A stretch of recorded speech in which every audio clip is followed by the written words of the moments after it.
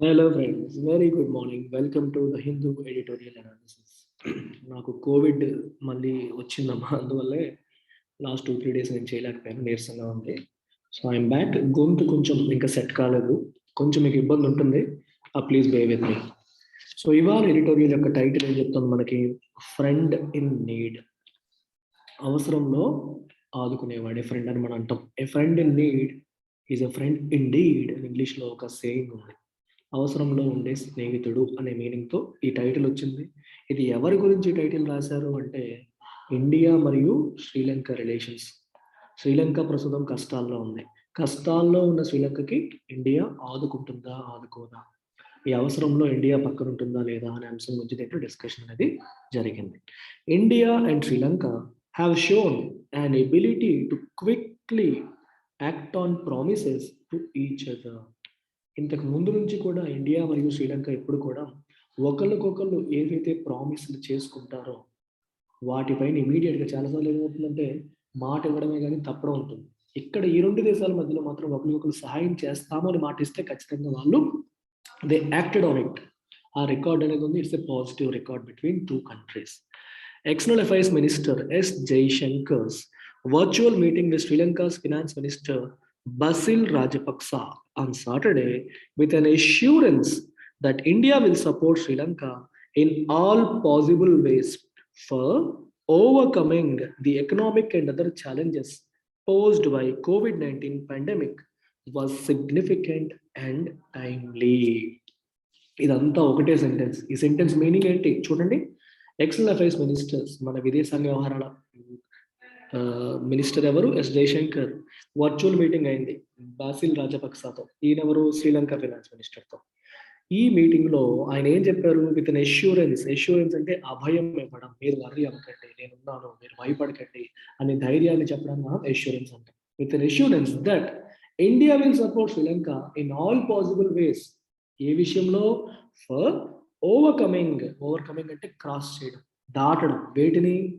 Economic and other challenges. Sri Lanka present COVID-19 వల్ల వాళ్ళకి వచ్చిన ఈ ఛాలెంజెస్ ఏవైతే ఉన్నాయో వాటిని ఓవర్కమ్ చేయడానికి అన్ని రకాలుగా ఇండియా మీకు సపోర్ట్ చేస్తుంది అని చెప్పి ఎష్యూరెన్స్ ఇవ్వడం అనేది జరిగింది. ఈ ఎష్యూరెన్స్ ఏదైతే ఉందో ఇది సిగ్నిఫికెంట్ మరియు టైమ్లీ. ఇక్కడ ఇంకొక పదం కూడా వాడారు, మీరు చూస్తే టైమ్లీ అనే పదాన్ని వాడారు. అంటే సరిగ్గా సమయానికి, ఏ సమయంలో అవసరం ఉందో ఆ సమయంలో మన వాళ్ళు ఇన్సూరెన్స్ ఇవ్వడం అనేది జరిగింది. సరిగ్గా సమయానికి సహకరించారనే సెన్స్ కూడా ఇక్కడ వస్తుంది.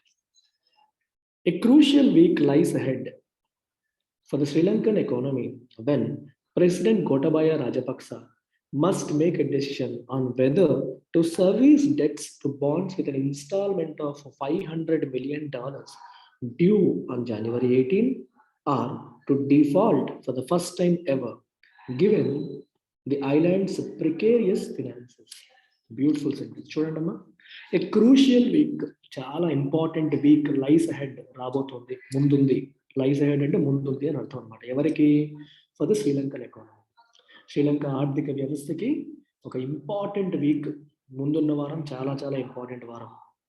ఎందుకనంటే when president Gotabaya Rajapaksa, Sri Lanka president, now he must make a decision. ఒక ఇంపార్టెంట్ డెసిషన్ ఆయన తీసుకోవాలి. ఏ విషయంలో? On whether to service debts to bonds with an installment of $500 million. In fact వీళ్ళు ఇంతకు ముందు బాండ్స్ ఇష్యూ చేశారు శ్రీలంకన్ గవర్నమెంట్. ఈ బాండ్స్కి ఇప్పుడు ఇన్స్టాల్మెంట్ పే చేయాలి. అసలు బాండ్ అంటే ఏంటి? ఒక చిన్న బ్యాక్గ్రౌండ్ చూసేద్దామా. What is a bond? Governments across the world whenever they need money they issue something called bond. వాళ్ళు బాండ్స్ ఇష్యూ చేస్తారు. Bond is nothing but a debt instrument. అంటే అప్పు, మనకేమి లేదు, అప్పు తీసుకోవడానికి ప్రభుత్వం చేతిలో ఉన్న ఒక సాధనమే ఈ బాండ్. మీకు ఒక చిన్న ఎగ్జాంపుల్ చెప్తాను. 10,000 రూపీస్ బాండ్ చూద్దాం ఎలా ఉంటుందో. గవర్నమెంట్ బాండ్ ఎలా issue చేస్తుందమ్మా? whenever government issues a bond, it will have face value ఉంటుంది. అంటే what is the value of bond? ఎగ్జాంపుల్కి 10,000 రూపాయలు అనుకో. బాండ్ ఇష్యూ చేసింది అంటే అర్థం ఏంటి? ప్రభుత్వం అప్పు తీసుకుంటుంది అంటే అర్థం ఏంటి? 10,000 నేను బాండ్ ఇస్తున్నాను, ఎవరన్నా కొనుక్కోండి అని ప్రభుత్వం అంటుంది. ఎవరన్నా ఎందుకు కొనుక్కుంటారు 10,000 పెట్టి? ఏదైనా లాభం ఉంటేనే కదా కొంటారు. సో మనీ ప్రభుత్వానికి మనం 10,000 ఇచ్చి బాండ్ కొనుక్కుంటే మనకేంటి ఉపయోగం? మనకి వడ్డీ. మనకేమొస్తుంది? వడ్డీ. దాన్నే కూపన్ రేట్ అంటాం. Coupon rate is nothing but interest on bond. ఈ బాండ్ పైన ప్రభుత్వం పే చేసే వడ్డీ. లెట్ అస్ సే ఒక 5% అనుకోండి. అంటే 10,000 మీద సంవత్సరానికి 5% గవర్నమెంట్ పే చేస్తానని చెప్తుంది. నెక్స్ట్ నువ్వు ఎవరికైనా అప్పు ఇచ్చామనుకోండి, మనం అప్పు ఇచ్చినప్పుడు ఇమీడియట్గా మనం ఏం కోరుకుంటాం? మళ్ళీ తిరిగి ఎప్పుడు చెల్లిస్తారు అని కోరుకుంటాం. అని వెయిట్ చేస్తాం, అంతేనా లేదా? తిరిగి ఎప్పుడు చెల్లిస్తారు? దాన్ని ఏమంటాం? Maturity period. అంటే ఎన్నాళ్ళలో తిరిగి పేమెంట్ వస్తుంది? మెచ్యూరిటీ 5 ఇయర్సా, 10 ఇయర్సా, 7 ఇయర్సా, ఎలా? సో బాండ్ ఇష్యూ చేసేటప్పుడే ఇదిగోండమ్మా 10,000 ఇష్యూ చేస్తున్నాను, ఇంత వడ్డీ ఇస్తాను మీకు సంవత్సరానికి, ఇన్ని సంవత్సరాల్లో మీ అసలు తిరిగి చెల్లిస్తాను అని చెప్పి ప్రభుత్వం చెప్తుంది. ఆ బాండ్ పైన మెన్షన్ చేసి ఉంటాయి. ఇవి చూసి కొంటారు అన్నమాట ఎవరైనా సరే. ఇప్పుడు ఇంతకు ముందు ఇష్యూ చేసిన బాండ్స్ యొక్క రీపేమెంట్ చేయాల్సిన టైం వచ్చింది. అసలు రీపేమెంట్లు ఉంటాయి, ఇయర్లీ ఇంట్రెస్ట్ రీపేమెంట్లు ఉంటాయి. అలాంటి రీపేమెంట్లు ఇప్పుడు అప్కమింగ్ వీక్లో ఎంత ఉందనగా $500 మిలియన్ పేమెంట్ చేయాల్సింది ఉంది శ్రీలంకకి. ఇంతకుముందు ఇష్యూ చేసిన వాటికి వడ్డీ చెల్లింపులు, అసలు చెల్లింపులు కలిపి $500 మిలియన్ జనవరి 18వ తారీఖున పే చేయాల్సిన రెస్పాన్సిబిలిటీ ఇప్పుడు ఎవరిపైన ఉంది? శ్రీలంకన్ గవర్నమెంట్ పైన ఉంది. ఈ అప్పుని చెల్లించాలా? సర్వీస్ అంటే చెల్లించడం అని, డెట్ని సర్వీస్ చేయడం, అప్పుని చెల్లించడం, లేదా డ్యూ అన్నారు ఇక్కడ. డ్యూ అంటే ఆ రోజుకి డ్యూ అవుతుంది. చూడండి, పేమెంట్ డ్యూ అంటాం కదా, ఇంట్రెస్ట్ డ్యూ, ఈఎంఐ డ్యూ అంటాం. ఆ రోజుకి పడింది అని, ఆ రోజుకి మీరు చెల్లించాలి అని. లేదా ఆర్ టు డిఫాల్ట్ అంటే అప్పుని ఎగ్గొట్టడం. అంటే చెల్లించాల్సిన పేమెంట్ని చెల్లించకపోవడాన్ని డిఫాల్ట్ అంటాం. To default is to not pay a payment which you are suppose to pay. Loan EMI కావచ్చు, అసలు కావచ్చు, కట్టాల్సింది కట్టకపోతే దాన్ని డిఫాల్ట్. మనకి చూడండి, మన విజయ్ మాల్యాని లోన్ డిఫాల్టర్ అంటాం. లోన్ని డిఫాల్ట్ చేశాడు, ఎగ్గొట్టాడు అని చెప్పి అంటాం కదా. Default for the first time. ఇప్పుడు శ్రీలంక గవర్నమెంట్ ఏం చేయాలి? ఆ అప్పు చెల్లించాలా, లేకపోతే మొట్టమొదటిసారి డిఫాల్ట్ చేయాలా అనే నిర్ణయం తీసుకోవాలి. అదేంటి డిఫాల్ట్ చేయాల్సిన అవసరం ఏమొస్తుంది సార్ అని చెప్పి మీరు అనుకోవచ్చు. ఆ పరిస్థితి వచ్చింది శ్రీలంకకి. గివెన్ అంటే ఇక్కడ meaning considering the islands precarious finances. Precarious అంటే డేంజరస్, అంటే వాళ్ళ యొక్క ఆర్థిక పరిస్థితి చాలా డేంజరస్గా ఉంది, బాగాలేదు. ఎప్పుడు ఆర్థిక వ్యవస్థ కూలిపోతుందా అన్నట్టుగా ఉంది. ఆదాయం ఏమో తగ్గిపోయింది, ఫారిన్ కరెన్సీ రిజర్వ్స్ ఏమో తగ్గిపోయాయి. ప్లస్ ఎందుకంటే శ్రీలంక ఎక్కువగా టూరిజం మీద ఆధారపడుతుంది. కోవిడ్-19 వల్ల టూరిజం ఇన్కమ్ బాగా తగ్గిపోయింది, ఎక్స్పోర్ట్స్ తగ్గిపోయాయి, అన్ని రకాల ఇన్కమ్లు తగ్గిపోయాయి, ఆర్థిక వ్యవస్థ కుప్పకూలిపోయింది అనమాట. అందుకని ఇప్పుడు మనం కట్టాలా మానేయాలా అనే నిర్ణయం తీసుకోవాల్సిన పరిస్థితి వచ్చింది మనకి.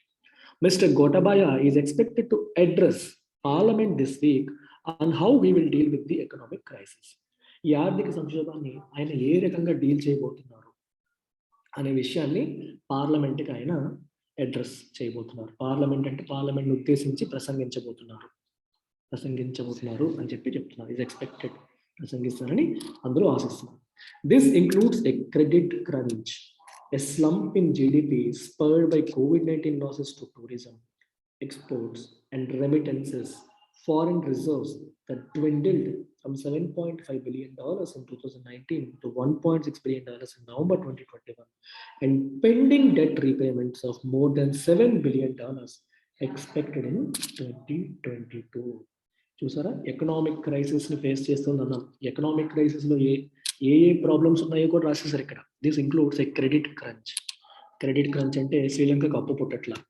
ఎప్పుడైనా మనకి ప్రాబ్లం ఉన్నప్పుడు అప్పు చేయాలి, అప్పు తీసుకొని ప్రాబ్లమ్ సాల్వ్ చేసుకొని తర్వాత మళ్ళీ రీపే చేసుకోవాలి. క్రంచ్ అంటే పుట్టట్లేదు అని అర్థం. క్రెడిట్ క్రంచ్ ఉంది, మనీ క్రంచ్ ఉంది అంటే అవసరమైనంత లేకపోవడం, వాళ్ళకి కావాల్సినంత అప్పు పుట్టకపోవడం. రెండోది స్లంప్ ఇన్ జీడిపిలో పెరుగుదల లేకపోగా తిరిగి పడిపోయింది. స్లంప్ అంటే పడిపోవడం. ఎందువల్ల? స్పర్డ్ అంటే ఎంకరేజ్డ్ బై లేదా ప్రొవోక్డ్ బై. దేని వల్ల అది ప్రభావితమైందంటే కోవిడ్-19 లాసెస్ టు టూరిజం వల్ల కోవిడ్-19 వల్ల టూరిజం పడిపోయింది అక్కడ. దానివల్ల లాసెస్ వచ్చాయి, జీడిపి గ్రోత్ లేక తిరిగి స్లంప్ అయిపోయింది. ఎక్స్పోర్ట్స్ తగ్గిపోయాయి. రెమిటెన్సెస్ అంటే అర్థం ఏంటంటే శ్రీలంకకు చెందిన వాళ్ళు విదేశాల్లో ఎక్కడన్నా ఉద్యోగాలు చేసుకుంటూ ఉన్నా, వేరే పనులు చేసుకుంటూ ఉన్నా, వాళ్ళ దేశానికి వాళ్ళు తిరిగి పంపించే మనీని రెమిటెన్స్ అంటారు. ఫర్ ఎగ్జాంపుల్ మన ఊర్లో మన అన్నయ్యో తమ్ముడో ఎవడో దుబాయ్ వెళ్ళి పని చేసుకుంటున్నాడు అనుకోండి. దుబాయ్లో పనిచేస్తూ మన ఇంటికి డబ్బులు పంపించాడు అనుకోండి. That money is called remittance. ఆ మనీని ఏమంటాం మనం? రెమిటెన్స్ అని చెప్పి అంటాం. రెమిటెన్స్ వల్ల గవర్నమెంట్కి ఏంటి ఉపయోగం అంటాను? రెమిటెన్స్ వల్ల ఒక ఉపయోగం ఉంది. రెమిటెన్స్ వల్ల ఏమవుతుందంటే ఫారిన్ కరెన్సీ బూస్ట్ అవుతుంది. ఇప్పుడు నువ్వు దుబాయ్లో ఉన్నావు, దుబాయ్లో బాగా సంపాదించావు. దుబాయ్లో సంపాదించిన డబ్బులు ఇండియాలో ఉపయోగపడతాయా? సేమ్ కరెన్సీ రూపంలో ఉపయోగపడవు. మరి ఎలా ఉపయోగపడతాయి? ఇండియన్ రూపీగా మారిస్తే ఉపయోగపడతాయి. సో దుబాయ్ కరెన్సీని నేను ఇండియాలో ఉపయోగించాలి అంటే ఆర్బీఐ దగ్గరికి వెళ్ళాలి. ఫస్ట్ ఆర్బీఐ దగ్గరికి వెళ్ళి దుబాయ్ కరెన్సీని వాళ్ళకి ఇచ్చి నేను రూపీస్ తీసుకోవాలి. సో అలాగే శ్రీలంక వాళ్ళు ఎవరైనా సరే విదేశాల్లో పనిచేస్తూ ఉంటే అక్కడ వాళ్ళు సంపాదించింది అమెరికాలో శ్రీలంక కూడా పనిచేస్తాడు అనుకోండి. వాడు సంపాదించిందంతా కూడా వాడు శ్రీలంకకి పంపించాలంటే శ్రీలంక లోకల్ కరెన్సీలోకి ఎక్స్చేంజ్ చేసుకోవాలి. ఎక్స్చేంజ్ చేసుకునేటప్పుడు ఏమవుతుందంటే లోకల్ కరెన్సీ వెళ్ళి శ్రీలంక గవర్నమెంట్ దగ్గర ఫారిన్ కరెన్సీ బూస్ట్ అవుతుంది. ఫారిన్ కరెన్సీ బూస్ట్ అవడం వల్ల అడ్వాంటేజ్ ఏంటి? ఇట్లాంటి వాటికి ఉపయోగపడుతుంది. ఫారిన్ పేమెంట్స్ ఏమైనా ఉన్నా, ఎవరి దగ్గర అప్పు తీసుకుంటే దానికి రీపేమెంట్ చేయాల్సి వచ్చినా మనకేమో ఉపయోగపడుతూ ఉంటాయి. I hope your getting this. ఇంకా అర్థమైందని అనుకుంటున్నాను. రెమిటెన్సెస్ వల్ల ఏమవుతుంది? లోకల్ కరెన్సీని ఇచ్చేసి ఫారిన్ కరెన్సీ బూస్ట్ అవుతుంది గవర్నమెంట్కి లేదా సెంట్రల్ బ్యాంక్కి. ఓకే, అది అందువల్ల రెమిటెన్సెస్ అనేవి ప్లస్. కానీ ఏమయ్యాయి? రెమిటెన్సెస్ కూడా పడిపోయాయి. దీనివల్ల కోవిడ్-19 ఉద్యోగాలు లేకపోవడం వల్ల, విదేశాలకి వీళ్ళకి లింక్స్ తగ్గిపోవడం వల్ల, రెమిటెన్సెస్ తగ్గిపోవడం వల్ల ఆటోమేటిక్గా ఫారిన్ రిజర్వ్స్ కూడా తగ్గాయి. dwindle అంటే కుచించుకుపోవడం, తగ్గిపోవడం. $7.5 బిలియన్ ఉంటే 2019లో ఇప్పుడు $1.6 బిలియన్ పడిపోయింది November 2020. And pending debt repayments of more than $7 billion expected in 2022. Pending debt repayments of more than $7 billion expected in 2022. 2022లో $7 billion debt repayment వీళ్ళు చేయాల్సి ఉంది. వాళ్ళ దగ్గర ఉన్న కరెన్సీ ఏమో $1.6 బిలియన్ లేదు. So balance of payments crisis వచ్చేస్తుంది. మనకి కట్టాల్సిన అమౌంట్ ఎక్కువ ఉంది, వాళ్ళ దగ్గర ఉన్న ఫారిన్ కరెన్సీ ఏమో తక్కువ ఉంది. అలాంటి క్రైసిస్లోకి శ్రీలంక వెళ్ళిపోయింది. The most immediate problems come from rising unrest. Unrest అంటే ఇన్స్టెబిలిటీ. దేశంలో స్టెబిలిటీ లేకపోవడం, ఇన్ఫ్లేషన్ ఎక్కువగా ఉంది, పరిస్థితులు కంట్రోల్లో లేవు. దాని నుంచి ఇమీడియట్గా చాలా ప్రాబ్లమ్స్ వస్తున్నాయి. ఇన్ ద ప్రిసీడింగ్ వీక్స్, ముందు జరిగిన కొన్ని వారాల్లో, the Rajapaksa government reached out to India and China. చైనాకి మరియు ఇండియాకి రీచ్ అవుట్ అయింది, మాకు సహాయం చేయండి అని చెప్పి అడిగింది. Which are more likely to help given they respective interests in the island. రెండు దేశాలు కూడా శ్రీలంకకి మోర్ లైక్లీ టు హెల్ప్, సహాయం చేయవచ్చు. ఎందుకంటే given their respective interest in the island. ఆ దేశంలో రెండు దేశాలకి కూడా వాళ్ళ ప్రయోజనాలు ఉన్నాయి, ఇన్వెస్ట్మెంట్స్ చేస్తున్నారు. సో శ్రీలంకతో రిలేషన్స్ అనేవి వాళ్ళకి అవసరమే, ఇంపార్టెంట్. అందుకని రెండు దేశాలు కూడా మోస్ట్ లైక్లీ హెల్ప్ చేస్తాయి అని అర్థం, చేయబోతాయి అని అర్థం. Mr. Gotabaya even received a visit from Chinese Foreign Minister Wang Yi, who discussed a full debt restructure of Sri Lankan borrowings. In fact, మన చైనా ఫారెన్ మినిస్టర్ కూడా విజిట్ చేయడం జరిగింది. And ఆయన ఫుల్ డెట్ రీస్ట్రక్చర్ని డిస్కస్ చేయడం కూడా జరిగింది. Debt restructuring అంటే అర్థం ఏంటి? అగైన్ సింపుల్ లెవెల్లో చూసుకుందాం. డెట్ అంటే ఏంటమ్మా? అప్పు. ఇక్కడ ఏం పదం వాడుతున్నాం? రీస్ట్రక్చరింగ్. రీస్ట్రక్చరింగ్ అంటే అర్థం ఏంటి? టర్మ్స్ అండ్ కండిషన్స్ని రివైజ్ చేసుకోవడం. Revising terms and conditions. మీకు సింపుల్ ఎగ్జాంపుల్ తీసుకోండి. ఒక అబ్బాయి ఇంకొక అతని దగ్గర 1 lakh రూపీస్ అప్పు తీసుకున్నాడు. 15% వడ్డీ, 5 years రీపేమెంట్ పీరియడ్ కింద తీసుకున్నాడు. కానీ టైంకి వడ్డీ చెల్లించలేకపోతున్నాడు అనుకోండి.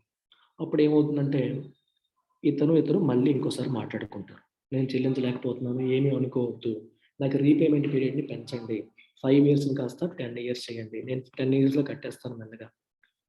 అలాగే వడ్డీ రేట్ని కూడా నా పరిస్థితి బాగాలేదు, మీరు అర్థం చేసుకుని 14%కి తగ్గించండి అని చెప్పి ఈ వ్యక్తి ఇతను అడిగాడు అనుకోండి, ఇతను ఒప్పుకున్నాడు అనుకోండి. అప్పుడు ఏమవుతుంది? 5 years 15% ఉన్న టర్మ్స్ కాస్త 14% 10 years కింద మారాయి. ఇప్పుడు ఏం జరిగింది? Debt restructuring. అంతే. ఈ పదం మీకు కాంప్లికేటెడ్గా ఉన్నప్పటికీ it is very very simple. Debt restructuring అంటే revising terms and conditions of the debt అని అర్థం. డెట్ అంటే అప్పు. సో శ్రీలంకకి చైనా అప్పు ఇచ్చింది. అప్పు యొక్క టర్మ్స్ అండ్ కండిషన్స్ని రీస్ట్రక్చర్ చేసే విషయం గురించి కూడా వాళ్ళు డిస్కస్ చేశారు, మాట్లాడారు. Beijing has also extended a currency swap agreement of $1.5 billion. Currency swap agreement అంటే ఏంటి, ఇది కూడా చూసేద్దాం. చాలా సింపుల్ అమ్మా. ఇప్పుడు 2 దేశాలు ఉన్నాయి, అన్ని ఈజీ, ఇవన్నీ కూడా 2 దేశాలు ఉన్నాయి. అగైన్ చైనా, శ్రీలంక ఉన్నాయి. $1.5 బిలియన్ ఇప్పుడు చైనా తీసుకొచ్చి శ్రీలంకకి ఇస్తుంది. ఇచ్చిందా? ఓకే. ఇచ్చినప్పుడు మరి శ్రీలంక చైనాకి ఏమిస్తుంది? Equivalent amount of Sri Lankan currency ఇస్తుంది. $1.5 బిలియన్ కి equivalent amount of Sri Lankan currency. అది ఎక్స్చేంజ్ రేట్ అని ఫిక్స్ చేస్తారు, ఎట్ ఫిక్స్డ్ ఎక్స్చేంజ్ రేట్. ఈరోజు $1 ఈక్వల్ టు ఎన్ని శ్రీలంకన్ కరెన్సీ అయితే ఆ రేట్ని ఫిక్స్ చేస్తారు. ఫిక్స్ చేసేసి చైనా ఏమో వేరే డాలర్లు ఇస్తుంది, శ్రీలంక ఏమో వాళ్ళకి వాళ్ళ కరెన్సీ ఇస్తుంది. సో కరెన్సీ ఇక్కడ ఏమైంది? స్వాప్ అయింది. స్వాప్ చేసుకున్నారు. మళ్ళీ కొన్నాళ్ళ తర్వాత ఒక 3 నెలల్లో లేదా 6 నెలల్లో 1 year అగ్రిమెంట్లో రాసుకుంటారు టర్మ్స్ అండ్ కండిషన్స్. అప్పుడు ఏమవుతుందంటే శ్రీలంక ఈ $1.5 బిలియన్ మళ్ళీ చైనాకి ఇచ్చేస్తుంది, చైనా వాళ్ళ కరెన్సీని శ్రీలంకకి ఇచ్చేస్తుంది. మీకు అర్థమైందా? మొదటి స్టెప్లో శ్రీలంకకి ఈ డాలర్స్ వచ్చాయి, చైనాకేమో శ్రీలంకన్ కరెన్సీ ఉంది. రెండో స్టెప్లో చైనా వాళ్ళ కరెన్సీ వాళ్ళకి ఇచ్చేసి తన డాలర్స్ అని తీసుకుంటుంది. దీనివల్ల ఉపయోగం ఏంటి అంటే ప్రస్తుతానికి శ్రీలంకకి దీనివల్ల హెల్ప్ అవుతుంది కదా, ఎందుకంటే శ్రీలంకకి ఎప్పుడు డాలర్స్ కావాలి, ఎందుకంటే వాళ్ళ ఫారెన్ బారోయింగ్స్ అన్నిటి కూడా డాలర్లో రీపేమెంట్ చేయాలి, వాళ్ళకి డాలర్స్ లేవు. అందుకోసం ఈ స్వాప్ అగ్రిమెంట్స్ అనేవి హెల్ప్ అవుతాయి అన్నమాట. రైట్, ఇది కరెన్సీ స్వాప్ అగ్రిమెంట్ కదా. It was to India, however, that Mr. Rajapaksa turned with a humanitarian appeal and sauce. Okay, Sri Lanka China దగ్గరికి ఏంటి, డెట్ రీస్ట్రక్చర్ చేయండి అని, స్వాప్ అగ్రిమెంట్ చేయండి అని చెప్పి రిక్వెస్ట్ చేసింది. కానీ ఇండియా వైపు వచ్చేసరికి హ్యూమానిటేరియన్ అప్పీల్, కొంచెం మానవతా దృక్పథంతో మాకు సహాయం చేయండి, ప్లస్ సాస్, SOS సాస్ అంటే ఇంటర్నేషనల్ సిగ్నల్ ఫర్ డిస్ట్రెస్, మేము స్ట్రెస్లో ఉన్నాము, డేంజర్లో ఉన్నాము, మాకు సహాయం చేయండి అని సిగ్నల్ పంపింది. అర్థమవుతుందా? So mister Jaishankar, finance minister Nirmala Sitharaman, mister Basil decided on a four-pronged initiative. ఇది ప్రాంగ్ అంటే ఇలా మీకు ఎలా చెప్తారు, ఫోర్క్ చూసారా? ఫోర్క్ ఎలా ఉంటుంది?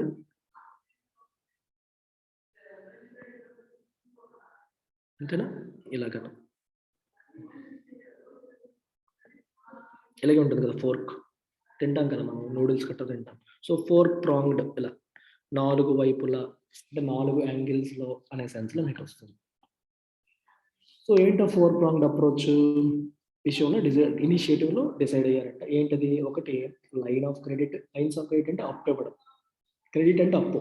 So India May decide to extend line of credit to Sri Lanka towards import of fuel, food and medicines, food, fuel, medicines వీటన్నిటికీ అవసరమైన డబ్బుని ఇండియా అప్పు ఇవ్వడం. రెండోది కరెన్సీ స్వాప్, జస్ట్ లైక్ ఇందాకే చెప్పాను మీకు, చైనా ఎలాగైతే కరెన్సీ స్వాప్ చేస్తుందో ఇండియా కూడా కరెన్సీ స్వాప్. ఏమవుతుంది, ఇండియా ఏమో తన దగ్గర ఉన్న ఫారిన్ కరెన్సీలోంచి డాలర్స్ ఇస్తుంది, దానికి తగ్గట్టు శ్రీలంకన్ కరెన్సీని తీసుకుంటుంది. అలాగే debt deferrals from India to Sri Lanka, ఇక్కడ ఒక ఇంపార్టెంట్ వర్డ్ వచ్చింది, డెట్ డిఫరల్ అంటారు. డిఫరల్ అంటే అర్థం ఏంటి? ఇప్పుడు మీరు పే చేయాల్సింది ఇప్పుడు పే చేయక్కర్లేదు, తర్వాత చేయండి అని చెప్పండి.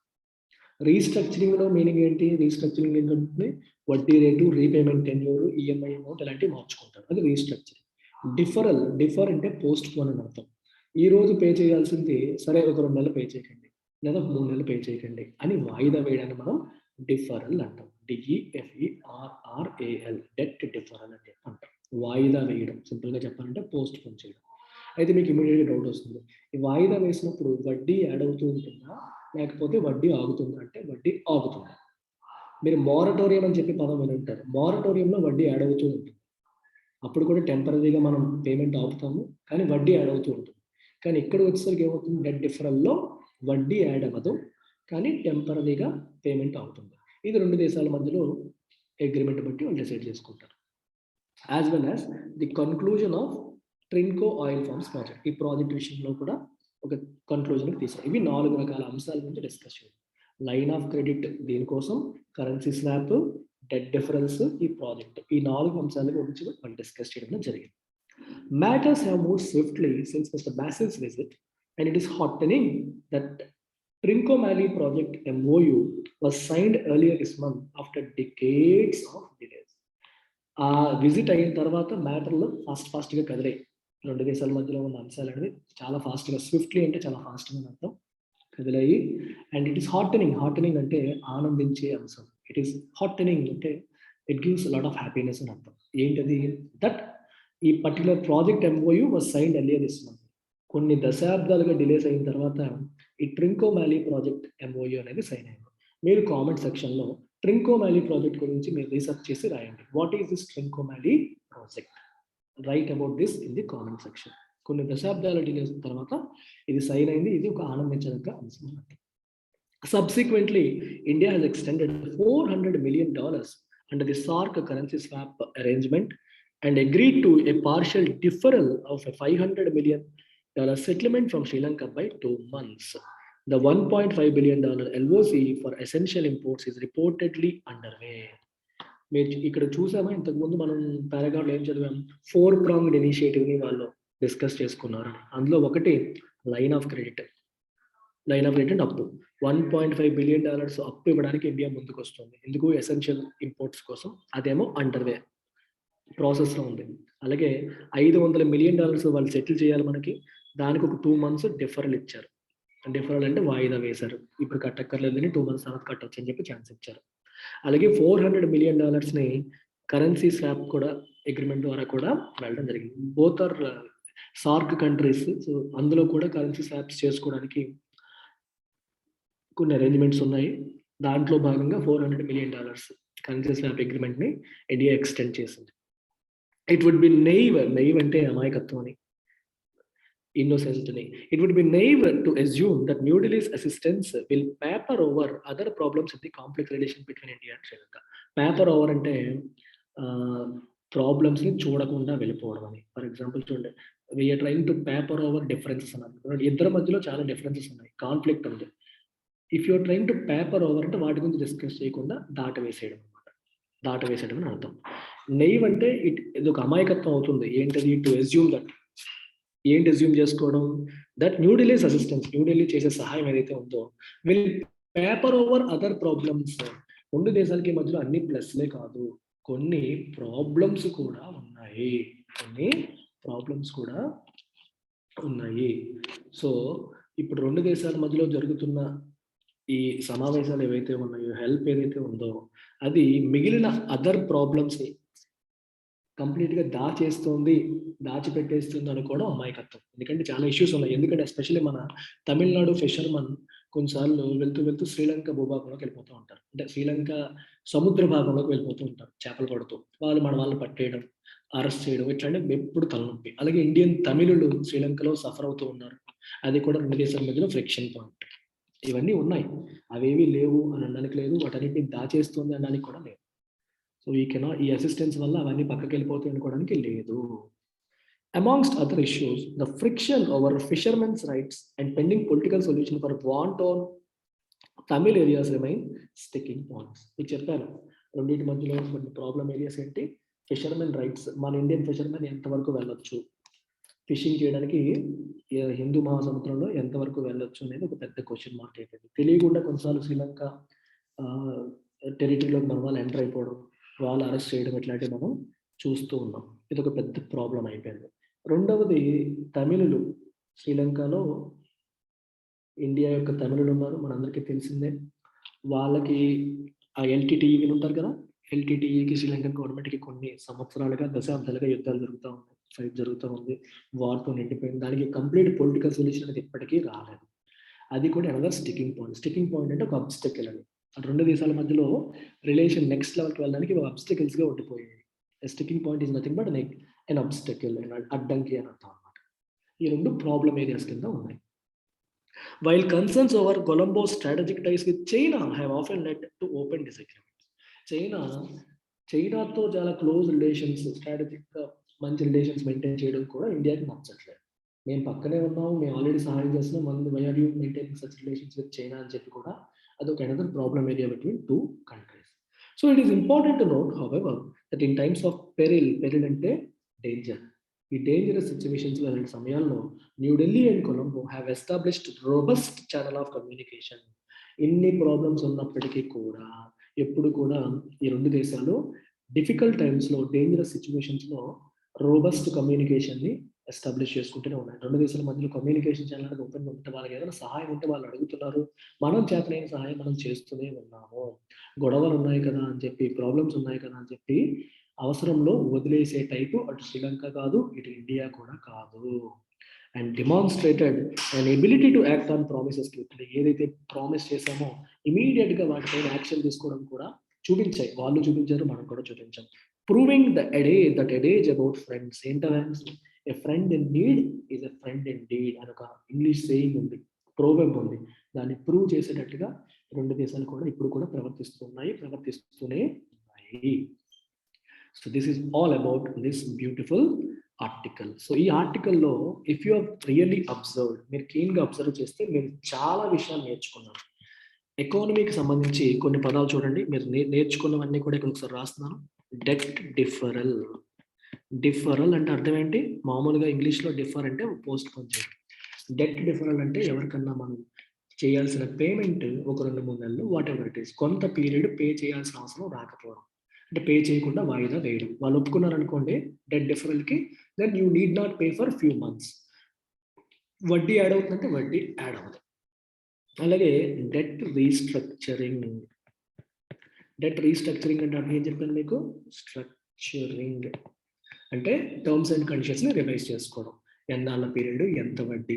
So revising the terms and conditions of the డెట్ని డెట్ రీస్ట్రక్చరింగ్ అని చెప్పి అంటాం. ఓకేనా?